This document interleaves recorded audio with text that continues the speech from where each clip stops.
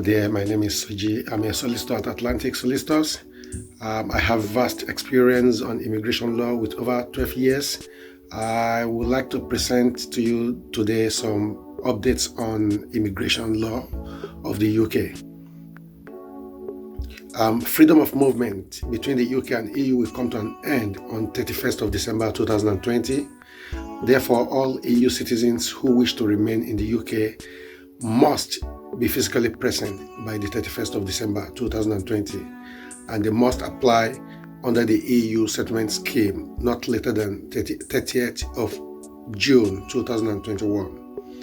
EEA nationals and their family members who currently hold residence permit under the EEA regulations must apply.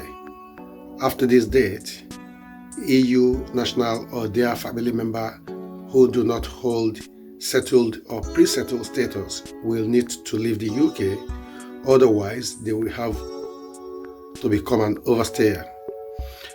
Family members of EU nationals may be able to join them in the UK after this date, which is during the transitional period, that is from the 31st of December 2020 up until the 30th of June 2021.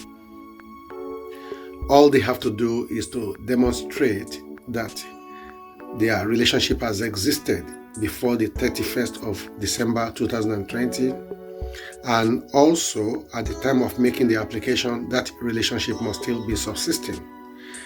Once they are in the UK, they must submit their application under the EU settlement scheme. They must do this not later than the 30th of June 2021. Those EEA nationals and their family members who wish to come to the UK after this date, that is after the 31st of December, will then have to apply under the new law, the new immigration system, which will come into effect from January 2021. I will go on to the second topic, which is on the new immigration rules.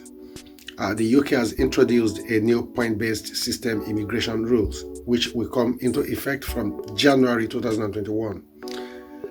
What this new system or this new law will do now is to treat all EU nationals and other nationals who are non-EEA, except British citizens, of course, equally. I will just limit the discussion on this to Tier 2, which is for skilled workers. Currently, the name for them is Tier 2. Under the new system, that name is being reversed or is being changed to become skilled workers route. The only differences that has taken place is the number one. Under the current system, there is an annual cap on the number of immigrants who can come to the UK, with effect from 2021 January. That is being suspended. There will be no cap, provided all the requirements of that route is met. Secondly, the threshold for the roles that a sponsor can be able to sponsor a worker, that threshold now is being relaxed, is being lowered. Currently, the skill level needs to be at level 6.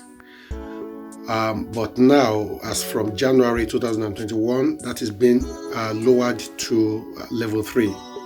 What this means is that it's opened the doors for a lot of workers to come to the UK, to come and work in the UK. Thirdly, the resident labor market test, which under the current system, the employers will have to demonstrate that they are unable to find someone who is suitably qualified from within the UK or EU. That is being abolished.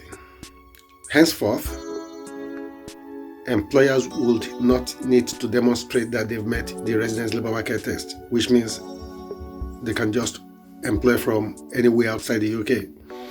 But again, there are still requirements to be met.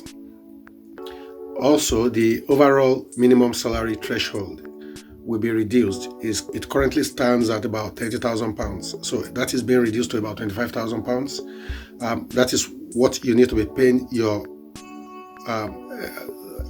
the workers.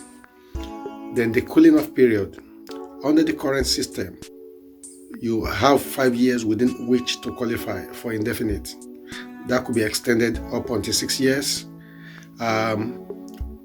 If you do not meet the requirement for settlement or indefinite leave to remain in the UK, what will have to happen, you need to leave the UK, and you cannot return under that same skilled workers route or tier 2 route until after 12 months. That cooling off period, that is what is called the cooling off period. What happens under the new system is that the cooling off period will no longer apply. Also, the tier 2 sponsors do not have to do anything. They do not have to take any step. They do not have to make any fresh registration. What will happen is that sponsorship license will be transferred automatically once the new rule comes into force. Likewise, skilled workers do not need to make any fresh application to switch or to do anything.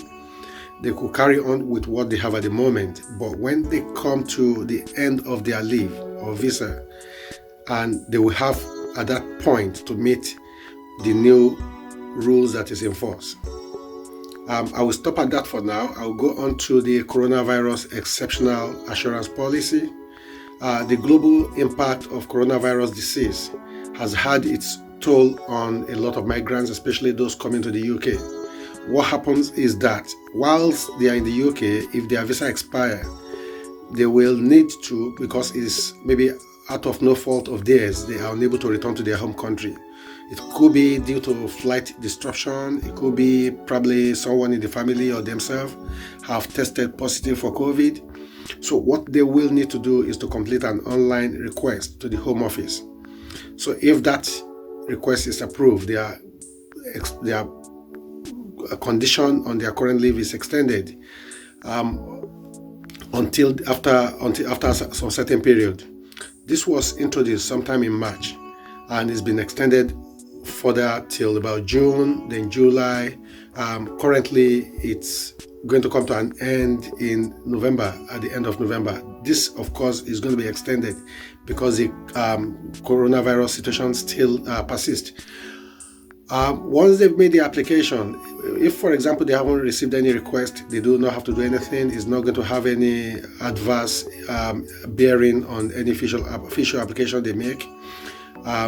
Likewise, if you have made a request previously which was approved and that request, the period of time granted is coming to an end, you are still able to submit another request.